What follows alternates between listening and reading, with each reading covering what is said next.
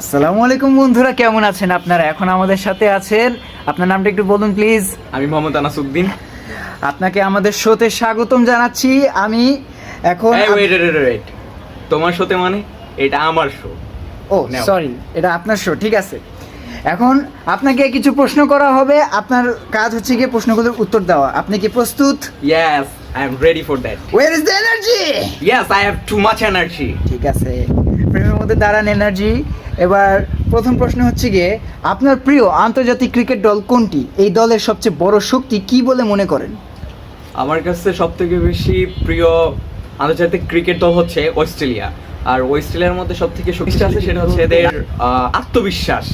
আত্মবিশ্বাসের কারণে এরা কিন্তু ম্যাচগুলোকে কিন্তু এক জায়গা থেকে আরেক জায়গায় কিন্তু ঘুরিয়ে নিতে পারে। রাইট, একদম সত্যি। আর এদের আরেকটা জিনিস ভালো লাগে, এরা একমাত্র দল যারা কিন্তু অনেক ভালো স্লেজিং করতে পারে। স্লেজিংকে তারা একটা শিল্পের পর্যায়ে নিয়ে গেছে। একদম সত্যি সত্যি, ভালো ভালো উত্তর। আপনার জন্য দ্বিতীয় প্রশ্নটি হচ্ছে, আপনার প্রিয় ফরম্যাট কোনটি? টেস্ট, ওডিআই, টি20 এবং কেন?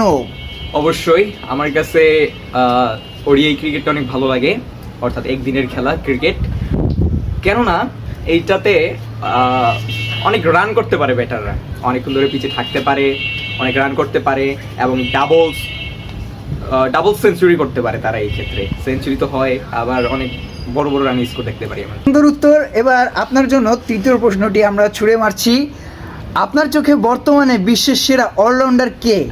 কেন তাকে এই ফরম্যাটের জন্য সেরা মনে করেন? অবশ্যই বর্তমানে আমার সবথেকে বেশি ভালো লাগে অলরাউন্ডার হিসেবে ইংল্যান্ডের বেন স্টোক। কেননা তার অলরাউন্ডার পারফরমেন্স আমার কাছে ভালো লাগে, সেই সাথে তার কাছে আমার যে অ্যাগ্রেশনটা পছন্দ সেটাও আছে তার কাছে। বর্তমান হিসেবে আপনি বেন স্টোকসকে চুজ করলেন, যদি অল টাইম বলা হয়, গ্রেটেস্ট অফ অল টাইম হিসেবে এরকম যদি বলা হয়, এটা নিঃসন্দেহে বাংলাদেশের সর্বকালের শ্রেষ্ঠ খেলোয়াড় পোস্টার বয় সাকিব আল হাসান। নাম দিন না। না, অবশ্যই দিব আমি এটা। এরপরে আপনার জন্য চতুর্থ প্রশ্নটি হচ্ছে, ক্রিকেটের ইতিহাসে আপনার দেখা সবচেয়ে রোমাঞ্চকর ম্যাচ বা স্পেল কোনটি ছিল?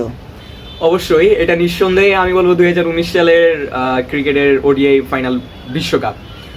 কেননা সেই ম্যাচটাতে আমরা দেখতে পেয়েছিলাম যে নিউজিল্যান্ড এবং ইংল্যান্ড দুজনই সুপার ওভার পর্যন্ত মুখোমুখি হয় এবং একটা রোমাঞ্চকর কাহিনীর মাধ্যমে, নাটকীয় কাহিনীর মাধ্যমে কিন্তু শেষমেশ বিশ্বকাপটা নিজেদের করে নেয় ইংল্যান্ড। সেক্ষেত্রে অবশ্যই আমি বেন স্টোকের অনেক ভালো একটা অবদানের কথা বলবো। সুন্দর উত্তর। আপনার জন্য 5 নম্বর প্রশ্নটি হচ্ছে, ক্রিকেটে ডিআরএস এর ব্যবহার সম্পর্কে আপনার মতামত কি? এটা কি খেলার মান বাড়িয়েছে নাকি কমিয়েছে?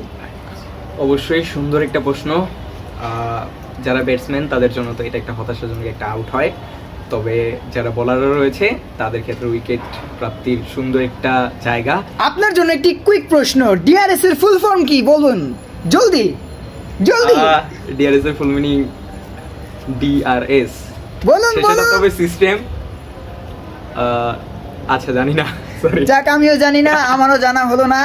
ঠিক আছে, আপনার জন্য 6 নম্বর প্রশ্নটি হচ্ছে, আপনার মতে ক্রিকেটে এমন কোনো আইকনিক রেকর্ড আছে কি যা ভাঙা প্রায় অসম্ভব?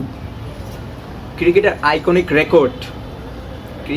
আইকনিক রেকর্ড অবশ্যই আমার কাছে মনে হয় মুরালিধনের যে 900টা উইকেট, মুরালিধনের এত বড় একটা অর্জন, যেটা যে কোনো বলারদের পক্ষে অর্জন করা একটা কঠিন হবে আমি মনে করি।